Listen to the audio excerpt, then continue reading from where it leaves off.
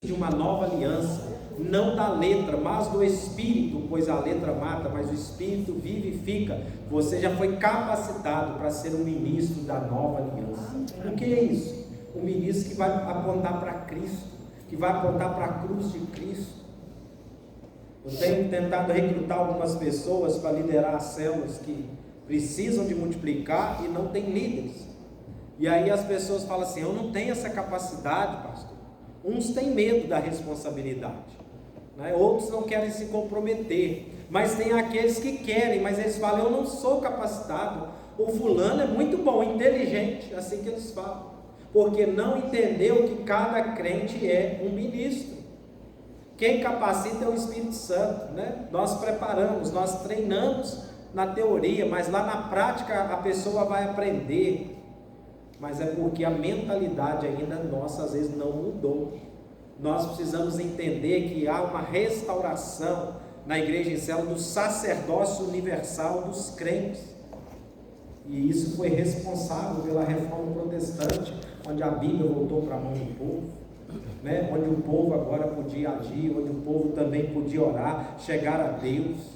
Isso atrapalha muito o clericalismo, né? Atrapalha, né? Só ministros profissionais podem fazer, só os mais capacitados podem fazer. Não, o Senhor usa o corpo de Cristo, irmãos. Deus não escolheu fazer a sua obra, edificar a sua igreja com uma pessoa. Se Ele quisesse, Ele faria, Ele capacitava alguém, superdotava, mas Ele não faz isso. Tudo que Deus faz é por meio do corpo de Cristo. Ser um ministro é ser alguém ativo no corpo de Cristo, é ser alguém que deixa ser usado por Deus. E muitos homens no passado morreram por causa dessa verdade, defendendo essa liberdade para você que é chamado no clericalismo de leigo, porque não tem um curso de teologia, porque não tem um mestrado em teologia, porque não é formado nisso ou naquilo. Você também é chamado por Deus para ir fazer discípulos, para trabalhar na edificação da igreja de Cristo. Mas o inimigo tem nos cegado e mantido às vezes a gente anestesiados, improdutivos no corpo de Cristo, porque a gente acha que não pode, que não é capaz. E na realidade por nós não somos mesmo, nem nós, nem o pastor que estudou mais, nem o mais sábio por ele mesmo, ele não tem capacidade. Mas se nós nos dispormos, Deus nos usa com poder e graça. Amém. Os melhores líderes nem sempre são aqueles que parecem ser os melhores, nem sempre são aqueles que a gente olha e fala: fulano é muito habilidoso. Às vezes a habilidade dele atrapalha ele, porque ele confia nela. Mas aqueles mais dependentes de Deus, que sabem que não podem, é os que vão mais à frente. Às vezes é simples no falar. Tem gente que lidera a célula, o outro lê o roteiro para ele, mas ele conduz, ele sabe liderar. O líder é um facilitador, irmãos. E o mover de Deus é um mover de líderes. Deus faz tudo a partir da liderança. Nós precisamos abrir os olhos para isso. Compartilhei com os líderes segunda-feira um tema, falando que a gente precisa de molhar os pés. E quando o povo foi atravessar o Jordão para entrar na terra prometida, Canaã, Deus mandou que os sacerdotes fossem à frente com a arca. E enquanto eles ficaram ali, pisaram na água, molharam os seus pés. Depois de um tempo a água parou de escorrer e fez-se o rio a seco, e o povo passou, mas os líderes ficaram ali até no final. Foram os primeiros a pisar na água e os últimos a saírem. E eu estava falando com os irmãos: o líder carrega a presença de Deus, ele carrega a arca. Deus levanta líderes para molhar os pés, para que outros passem de pés enxutos. E o Senhor nos chama para molhar os pés, porque tem tantos outros que ainda não vão molhar dessa vez, mas você molha o pé para eles passarem, para eles chegarem do outro lado. É assim que funciona a obra de Deus. Deus escolhe trabalhar através do corpo de Cristo. Até o mais simples é importante para o Senhor. Até aquele que parece que não tem sabedoria nenhuma, mas se ele é de Deus, nasceu de novo, Deus vai usar ele também. Porque o foco de Deus é fazer discípulos. E uma igreja onde todos trabalham, nada segura ela. Ela avança, ela cresce, ela é edificada. A vida de Deus contagia as pessoas. Mas isso precisa de revelação. A gente tem que orar e pedir a Deus para falar no nosso espírito. que cada crente ele deve ser um produtor, né? Cada crente deve ser um produtor e não meramente um consumidor da igreja. Isso causa um dos maiores problemas em toda igreja, em todas as igrejas da história. O crente consumidor, ele fica sempre medindo a qualidade do serviço, ele mede tudo, e ele sempre tem uma crítica, porque nós falhamos mesmo, e se você caçar defeito, você vai achar, até em você sabe dos seus. No casamento a mesma coisa, quando está tudo bem, mil maravilhas, ninguém vê defeito, mas quando o negócio piora, você destaca os defeitos, não é assim? Na igreja também, quando alguém fica insatisfeito, ele começa a ser um defeito, começa a ver os defeitos. Mas aquele que entende que ele agora é um produtor, ele é parte da solução. Ele fala: o que eu posso fazer para mudar isso na minha igreja? Para acrescentar essa área que está faltando. Porque ele não fica no banco apenas como consumista de um produto. E quando para ele caiu a qualidade, agora eu vou caçar um outro shopping espiritual, um outro mercado, uma outra palavra, porque essa não me satisfaz mais. Mas nós precisamos entender que quando um crente compreende que ele está aqui, foi salvo para produzir e não para consumir, vai acontecer uma verdadeira revolução na igreja local. Amém? E quem vai entender isso? Um crente que entende que ele é um ministro. Olha, um crente que é ministro, olha, não se preocupa mais em saber o que aquela igreja pode oferecer. Antes preocupa-se em saber como ele pode ser útil ali. Jesus foi o maior líder. O que ele fez? Lavou os pés dos discípulos. Ele não estava interessado que os discípulos lavassem o pé dele, não.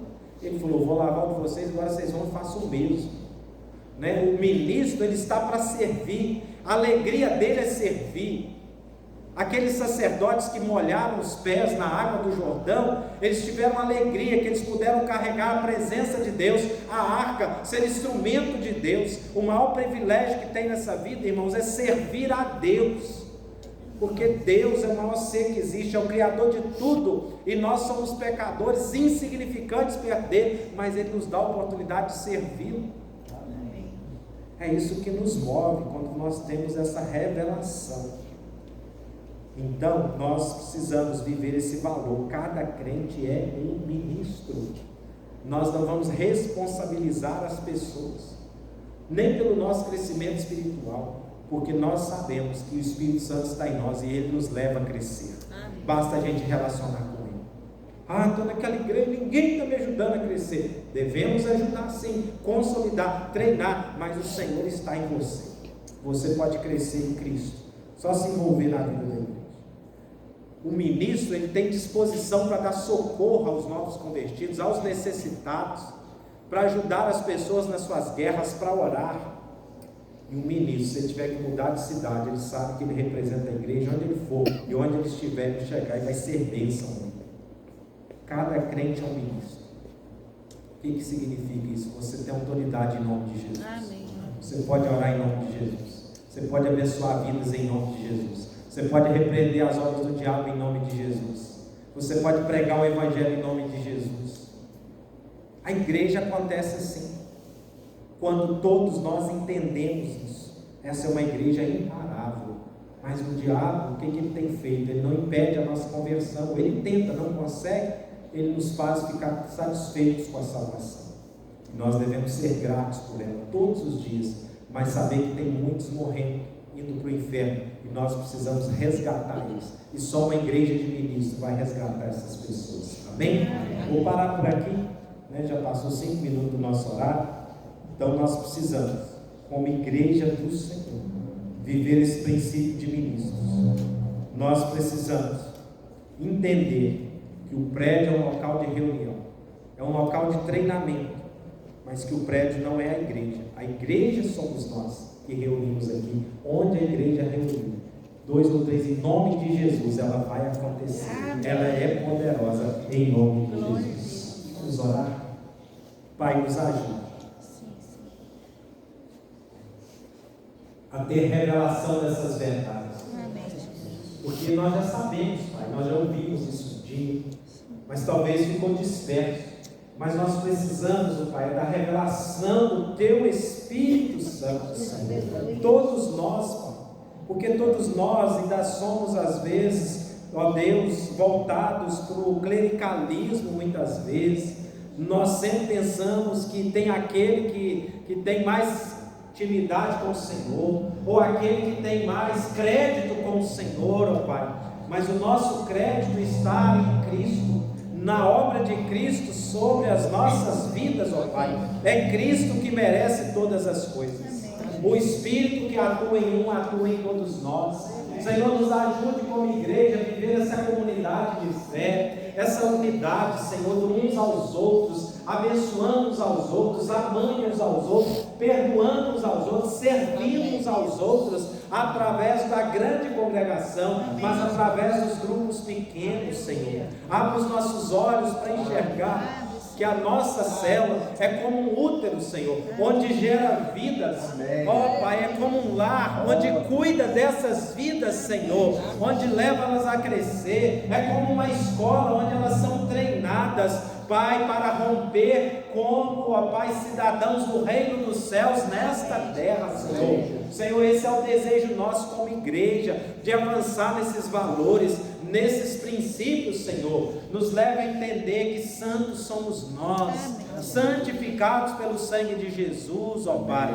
Onde nós estivermos, nós somos a expressão de Cristo, e unidos nós somos a Tua igreja, Senhor. Nos ajude a viver esta verdade. Vira uma chave espiritual no nosso coração, no nosso espírito, Senhor. Continue revelando, Espírito Santo. Pai, nós clamamos por uma igreja de produtores, ó Pai. Ó Senhor, não uma igreja de consumidores, uma igreja